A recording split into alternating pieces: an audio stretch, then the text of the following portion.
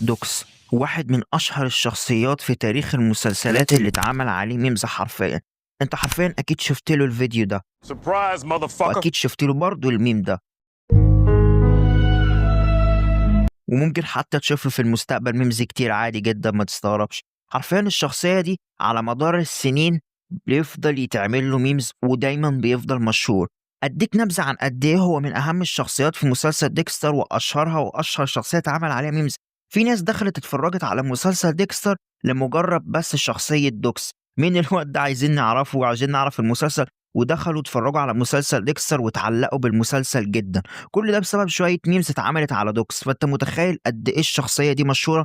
ففي الفيديو ده انا هكلمك عن الشخصية في المسلسل والشخصية في الرواية، وقد ايه الشخصية دي حرفيا في الرواية اتأذت بشكل لا تتخيله. وعشان اخفف التوتر عندك لما نوصل لحتة الرواية، هقدر اخفف التوتر عندك لما نوصل للحتة دي، فاشترك في القناة واعمل لايك ونبدأ. Just to have a party at the motherfucking Marina View Hotel. Why would he do that? To chase me down the rabbit hole. What was that, Morgan?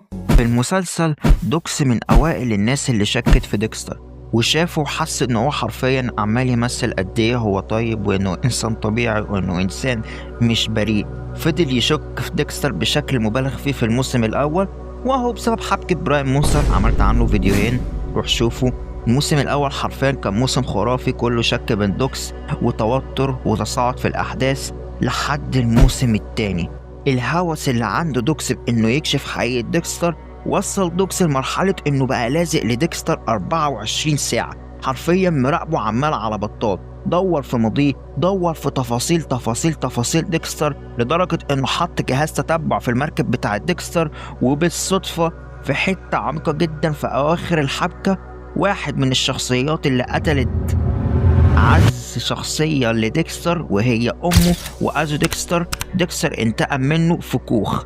ويحذر لما ديكستر راح الكوخ مين اللي كان حاطط جهاز تتبع؟ دوكس. Christ, you're the Bay Harbor butcher. I really hate that name. وبسبب هوس دوكس وإنه حط جهاز تتبع في المركب بتاع ديكستر، أخيرا دوكس حقق الغاية بتاعته ووصل لديكستر. دوكس كان مصدوم جدا بشكل مبالغ فيه، كان عمال حرفيا يآمن بالله بس بالإنجليزي. دوكس دخل معركة كبيرة جدا مع ديكستر، وديكستر طبعا انتصر عليه، وديكستر حبس دوكس بالفانيلا الداخلية كله عرق، شكله كان قاعد في مكان من غير مروحة. دوكس حرفيا فضل متعذب في القفص في الجو حر بفانيلا داخلية بنفس اللبس، مش عارف يعمل ايه، مفيش حمام، وما كانش بياكل الا يا دوب لما ديكستر يعدي عليه يسيب له اكل. فكان حرفيا متعذب لدرجة ان دوكس وصل لمرحلة انه كان هينتحر بجد. لما قال لديكستر حل عني يا عم، Stay away from me. حرفيا دوكس فكر في الانتحار. ومن هنا ديكستر ابتدى ان هو يتعاطف مع دوكس. ولما دوكس حاول يهرب، من حظ دوكس الزبالة ان المركب اللي دوكس كان هيهرب بيها طلعت ناس تبع الراجل اللي قتل واحدة من اعز الشخصيات لديكستر. وفي النهاية وصلنا ان ديكستر ودوكس اتعاونوا، دوكس رجع لمكانه. لحد ما شخصية ليلى، شخصية من الشخصيات اللي كنت بحبها في اول الموسم، بس اول ما اذت باتيستا قلت بس خط احمر، واذت كانت هتأذي عيال ريتا بس خط احمر. بس ان هي راحت لدوكس وقالت له توأم روحي ديكستر عيني، قامت مولعه في دوكس ودوكس ميت. You will look into the faces of passers-by hoping. دي قصة دوكس باختصار على مدار الموسمين اللي كان واحد من انجح الشخصيات فيه. For something that will for an instant bring me back to you. ندخل في الرعب الحقيقي عن الرواية، وتحديدا الرواية دي بالظبط. فتحذير الرواية اللي هتكلم عنها هي رواية فيها عنف زيادة عن اللزوم، عشان ما تتوترش، هي أحداث مكتوبة بس، يعني أي حد يقدر يكتب أي أحداث مرعبة حرفيا. فندخل في القصة على طول. الرواية بتاعت جيف لاندسي، وبالتحديد في الجزء الثاني ديرلي ديفوتد ديكستر، مصير دوكس كان مختلف تماما وأبشع بكتير. بعد ما فضل يطارد ديكستر وما اقتنعش ببراءته، هنا بنتكلم عن ان دوكس فضل يطارد ديكستر، وقع دوكس في ايد شرير من اهم الاشرار، وحطوا تحتيه الاف الخطوط، وهو دكتور تانكو. حرفيا دكتور تانكو مش في المسلسل اصلا، بس مين عالم، ممكن يكون هو الختامية في مسلسل ديكستر القيامة، ممكن يظهر في الموسم الثالث ويكون هو اخر شرير في القصة دي. لانه من غير مبالغه ممكن يكون ارعب من ترينيتي كيلر وبراين موسر واي شرير ممكن تتخيله، حتى ارعب من الشرير السايكوباتي الفا واوميجا، ارعب من اوليفر ساكسون، ممكن يكون ارعب منهم كلهم. فعشان كده بقول لكم ممكن يكون هو الشرير الختامي في قصه ديكستر. نتكلم عن الشرير دكتور دانكو اكتر. دكتور دانكو كان جراح شاطر جدا. المهم الدكتور ده شارك في حرب فيتنام، بس بعد الحرب والعذاب اللي شافه اتجنن وتحول لوحش بيستمتع بتعذيب ضحاياه بأسلوب بشع بطريقته الخاصة زي ديكستر كده وطقوسه، بس طريقة الدكتور ده أبشع عشرات المراحل من اللي ديكستر كان بيعمله. كان حرفيا بيربط الضحية ويبدأ إنه هو يقطع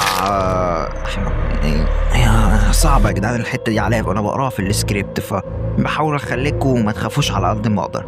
كان بيقطع أعضاء الجسم عضو عضو وهو عايش.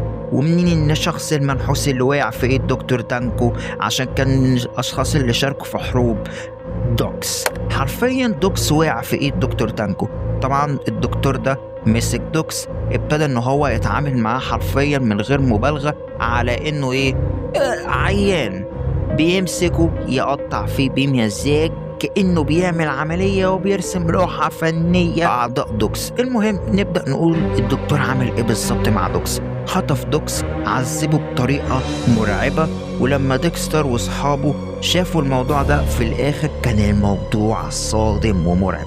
حصل في دوكس إن بسم الله الرحمن الرحيم لسانه بره، بسم الله الرحمن الرحيم إيده الاتنين بره وبقى مشلول تقريبا، بسم الله الرحمن الرحيم خلصنا رجله اليمين والشمال بره، بسم الله الرحمن الرحيم جسمه اتعمل له عمليات جراحية دقيقة لدرجة انه بعد التقطيع ده كله دوكس اتحسب بشكل مبالغ فيه. وبعد ده كله ديكستر بسبب انه كان مندمج انه يدمج ما بين حياته العادية وحياته كحد متسلسل، مش حابب افسر برضو يعني احنا شفنا في المسلسل كانت نتيجة ده ايه على ديكستر وقد ايه دمر حياة ناس بسبب الموضوع ده. المهم ديكستر كان مشغول عن دكتور دانكو، بس لما ديكستر شاف دكتور دانكو وراح رماه على الترابيزة بتاعته، طبعا ديكستر انتصر وقتله، بس النتيجة كانت ان دوكس يطلع وهو عامل شبه البطاطس المشوية، ما عادش في حتة تقريبا خلاص عايشة.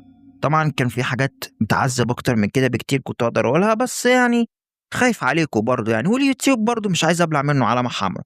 بس اعمل لايك واشترك في القناة، واتمنى يكون الفيديو ممتع بالنسبة لك، وشوف الفيديو بتاع